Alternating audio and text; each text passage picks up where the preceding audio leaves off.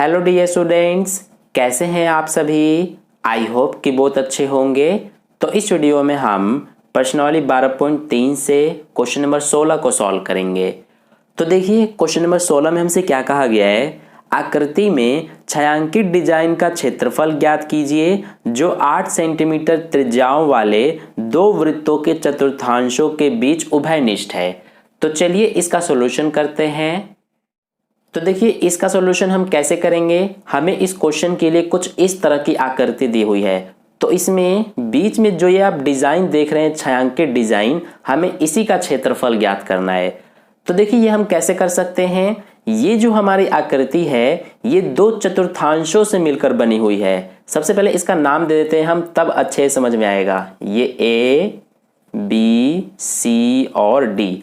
अब देखिए ध्यान से, सबसे पहले ये जो चतुर्थांश डी ए सी, इस पे ध्यान दीजिए। ये हमारा चतुर्थांश डी ए सी एक ये वाला हो गया, और दूसरा चतुर्थांश देखिए ये बी ए सी। ठीक है, तो ये दो चतुर्थांशों से मिलकर ये हमारी आकृति बनी हुई है और ये एक वर्ग बन रहा है। देखिए इसमें आप देख सकते हैं ए बी सी डी, ये एक वर्ग है क्योंकि इसकी चारों जो भुजाएं हैं वो 8-8 सेंटीमीटर की हैं। ठीक है, और जो हमारे चतुर्थांश है उनकी त्रिज्या 8-8 सेंटीमीटर की हो जाएगी। अब देखिए हम इस डिजाइन का क्षेत्रफल कैसे ज्ञात कर सकते हैं। इसके लिए हम क्या कर सकते हैं कि सबसे पहले देखिए इस वाले चतुर्थांश को डी ए सी को, तो सबसे पहले अगर हम इस पूरे चतुर्थांश डी ए सी का क्षेत्रफल निकाल के और उसमें से जो ये त्रिभुज डी ए सी है इसको घटा देंगे। देखिए ध्यान से मैं आपको समझाता हूं।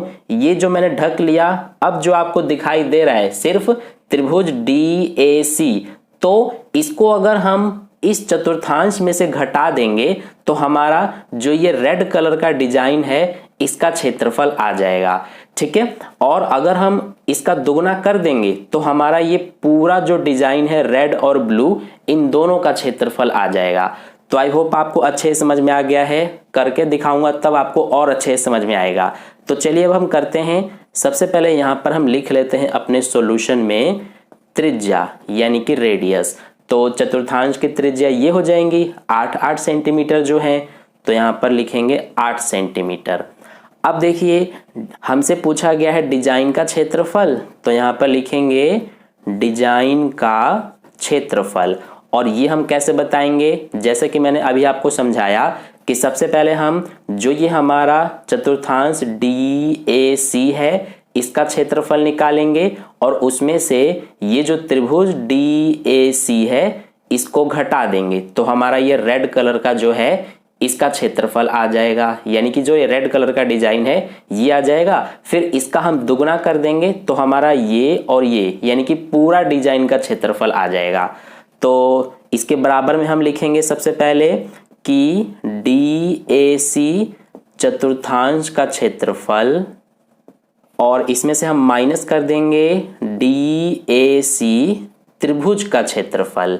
ठीक है, और इसके बाद हम क्या करेंगे कि इसका हम दुगना कर देंगे यानी कि 2 से गुणा कर देंगे। 2 से गुणा क्यों कर रहे हैं हम, क्योंकि इतने से यहां तक जो हमने ये लिखा है यहां से लेकर यहां तक, इतने से सिर्फ हमारा ये जो रेड कलर का है इतना क्षेत्रफल आएगा, और 2 से गुणा कर देंगे तो ये ब्लू कलर का जो है डिजाइन इसका भी आ जाएगा, यानी कि पूरा डिजाइन का क्षेत्रफल आ जाएगा। तो अब देखिए डीएसी चतुर्थांश का क्षेत्रफल है, तो चतुर्थांश के क्षेत्रफल का क्या सूत्र होता है, ये होता है हमारा पाई आर स्क्वायर गुणा में 1/4। 1/4 क्यों होता है, क्योंकि चतुर्थांश जो होता है वो हमारा वो एक वृत्त का चौथा हिस्सा होता है। माइनस में देखिए डीएसी त्रिभुज का क्षेत्रफल, तो ये हमारा डीएसी त्रिभुज जो है इसका क्षेत्रफल हम कैसे निकाल सकते हैं। इसका सूत्र होता है 1/2 गुना आधार गुना ऊंचाई यानी बेस इंटू हाइट, और गुणा में क्या है 2। ये देखिए अब पाई है तो पाई का मान रखेंगे 22/7 गुणा में आर स्क्वायर। आर देखिए रेडियस 8 सेंटीमीटर है तो 8 गुना 8 हो जाएगा, गुणा में क्या है 1/4। 2 बार हमने 8-8 क्यों लिखा, क्योंकि स्क्वायर लगा हुआ है। माइनस में क्या है 1/2 गुणा में बेस इंटू हाइट, तो देखिए इस त्रिभुज DAC में बेस इसको ले लेते हैं 8 सेंटीमीटर है और हाइट यानी ऊंचाई इसको ले लेते हैं, ये भी 8 सेंटीमीटर है। तो ये हो जाएगा बेस 8 गुणा हाइट भी 8 हो जाएगा, गुणा में क्या है 2। अब देखिए यहाँ पे सबसे पहले ये 4 एकम 4, 4 दूना 8 कट जाएगा। इसके अलावा ये 2 एकम 2, 2 चौक 8 ये भी कट जाएगा। अब देखिए क्या बचा, ये 22 गुणा 8 गुणा 2, तो 8 दूना 16, 16 का 22 में गुणा कर देंगे तो 16 दूना 32 का 2 हासिल 3, 16 दूना 32 और 3 35। तो ये हो गया 352 बटे में क्या है 7। 22 8 और 2 का गुणा किया हमने तो 352 आया, बटे में 7 है तो ये हमने उतार दिया। फिर माइनस में क्या है, ये देखिए 8 गुणा 4, तो ये हो जाएगा 8 चौक 32, ठीक है, और गुणा में क्या है 2। अब इसके नीचे कुछ नहीं है तो 1 मानेंगे, और अब हम 7 और 1 का सबसे पहले एलसीएम करेंगे तो 7 ही आएगा। अब इससे इसको भाग करेंगे तो 1 आएगा, 1 का इसमें गुणा करेंगे तो यही आएगा, माइनस 1 से 7 को भाग करेंगे तो 7 आएगा, 7 का 32 में गुणा कर देंगे तो ये हो जाएगा हमारा 7 दूना 14, 7 21 और 1 22, यानी कि 224 आएगा, और गुणा में क्या है 2।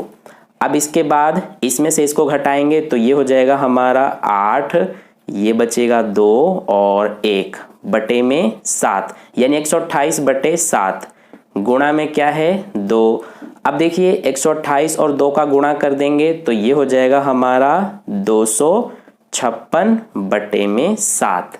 तो 256 बटे 7 और ये सेंटीमीटर स्क्वायर, यही हमारा इस डिजाइन का क्षेत्रफल है, यानी कि यही आंसर है। तो इस तरह से क्वेश्चन नंबर 16 का सॉल्यूशन कंप्लीट हुआ। आई होप आपको अच्छे समझ में आ गया है। तो अगर आपको वीडियो अच्छा लगा है तो वीडियो को लाइक जरूर कर देना, अपने दोस्तों के साथ भी शेयर कर देना, और अगर आपने अभी तक चैनल को सब्सक्राइब नहीं किया है तो चैनल को सब्सक्राइब भी कर लेना, ताकि नेक्स्ट वीडियो जैसी अपलोड की जाए उसका नोटिफिकेशन सबसे पहले आपको मिल जाए। मिलते हैं फिर नेक्स्ट वीडियो में, धन्यवाद।